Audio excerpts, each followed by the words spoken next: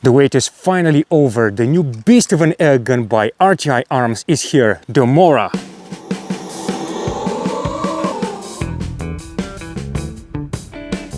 Now, since this is an extremely powerful airgun, I'm gonna go straight to slug testing. But before I do, let me briefly take you to the workshop and tell you about the features of this gun. A lot of new stuff about this rifle, but let's start with the hard case it comes in, which I think is just brilliant. There's a place for everything there. Enough room for a scope of any size, magazine and ammo compartments, some cutouts for accessories, sturdy design and quality foam to protect your new girl too. Starting from the front, the first thing that makes quite an impression is the bulky and very good looking carbon fiber shroud. Actually, it's not just a shroud, it has buffers at the front and does provide some noise suppression for this beast. There's also an additional silencer included in the kit. That's the Hušh 50, which is made of the same material, has the same pattern and diameter, and thus constitutes a natural extension of the already existing shroud. It also comes with a range of synthetic washers, which cover all the calibers starting from .177 and going all the way to 9mm. Those are installed right behind the front end cap of the Hušh 50. You can tell that the carbon fiber bottle is quite big. This one is 700 cubic centimeters, but you can also get a 500 cc's or an 1100 cc's bottle. I gotta say, the considerable volume of those air tanks provides enough air to make for a decent shot count even for such a powerful air rifle. The gun comes in 3 versions with the respective barrel lengths and air tank volumes. Mine is the 22 caliber standard, which means that just like the P3, this gun rocks an RTI proprietary barrel, 600mm long, 1 16-inch twist rate and a light choke. The barrel can be entirely free-floating, held in place by these bolts, or fixed at a second point with a plastic washer right here. You have a sizable M-lock rail underneath the bottle to accommodate all types of accessories, which can also serve as a protector for your air tank, and which you can also remove via those 2 screws if you decide it's too much for you.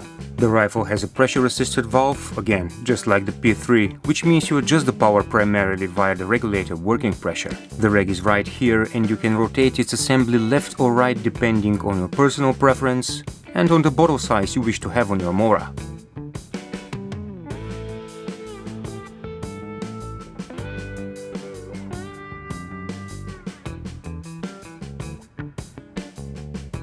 New pistol grip design, which can be easily replaced with anything you like as long as it's an AR-15 beaver tail grip. The trigger is also new and even more adjustable than what we're accustomed to with the great RTI triggers on the rest of the rifles of their lineup. Now you can adjust the blade vertically or rotate it slightly left or right to better fit your index finger. You can even move it backwards for a shorter length of pull, so much so that the trigger stem is not even visible. The Picatinny rail for your optical gun sight on the Mora is adjustable from 20 all the way to 150 MOA.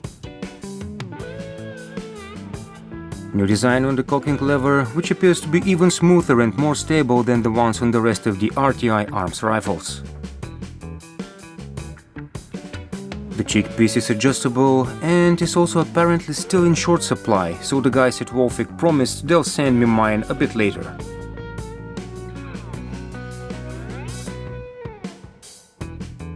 An insanely large Plenum, 125 cubic centimeters, located right down here. Above it you have the usual trigger adjustment, hex screws, and a new type of safety. Its position ensures it blocks not just the trigger blade, but the hammer assembly, thus making it safer and more reliable. Holes at the bottom of the stock right here, which give you the option to mount a Picatinny or an M-lock rail. And the novelty, which I found brilliant and very helpful at the same time. There are these tiny holes on the side of the gun which the guys at RTI call witness holes. They are right on top of specific O-rings in the gun, possible leak points, which would make it easier to detect and pinpoint a potential leak. You can put soap water on those holes and spray them with air leak detection spray, thus identifying the leak without even disassembling the rifle. And here comes another new feature. This knob enables you to adjust the valve dwell time while the gun is still pressurized. But be advised, this is not a power adjustment. It sets the period of time for which the valve stays open after the hammer hits it. When shooting heavier slugs, it would make sense to open it and increase the valve dwell time, and vice versa. Perhaps there will be a slight shift in the projectile velocity, but in my view this affects mostly the efficiency of the rifle. Large capacity magazines, which can also accommodate a projectile with a length of about 16 to 18 millimeters, or just about any slug or pellet out there.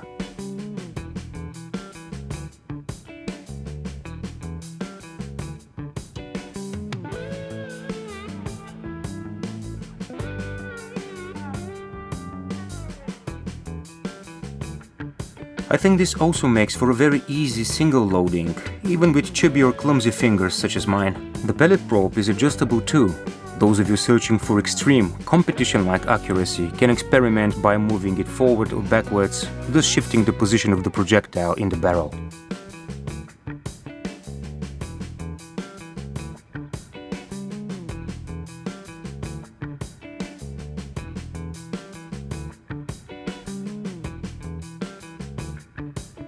The rubber pad is vertically adjustable. It is also removable and exposes the hammer spring tensioner, which you don't have to play a lot with. The hammer only needs to have the sufficient force to open the valve at any reg working pressure, and power-wise the rest is up to your regulator setting.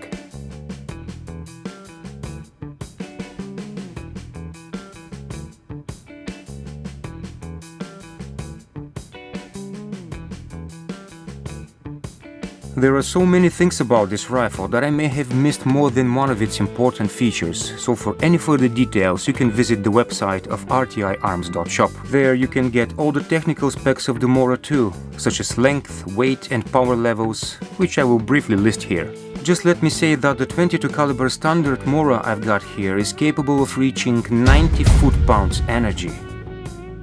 Now let's go back to my improvised shooting range and let's see what this baby can do with some really heavy ZAN slugs.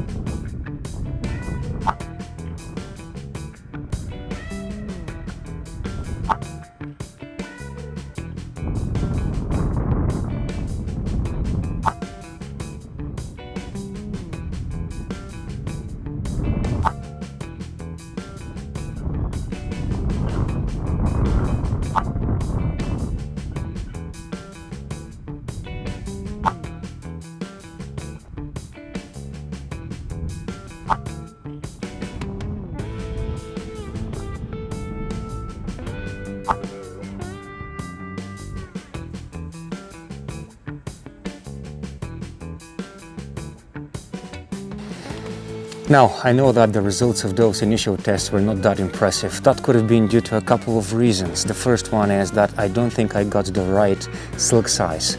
Those were .218 and I could barely load them into the barrel. Let me show you.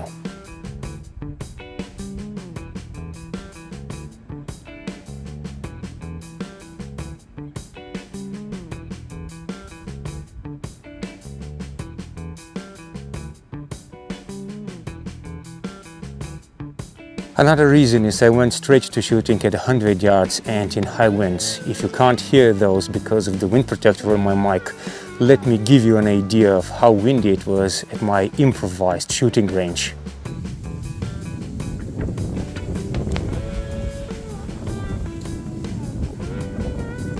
Well, I did that because I believe that this gun is way too capable to test it at 50 yards only. So stay tuned, boys and girls, because in my next video I'll try some different slug weights and sizes, and afterwards we'll put this gun to work doing what we do best: scope experts. Catch you on the next one.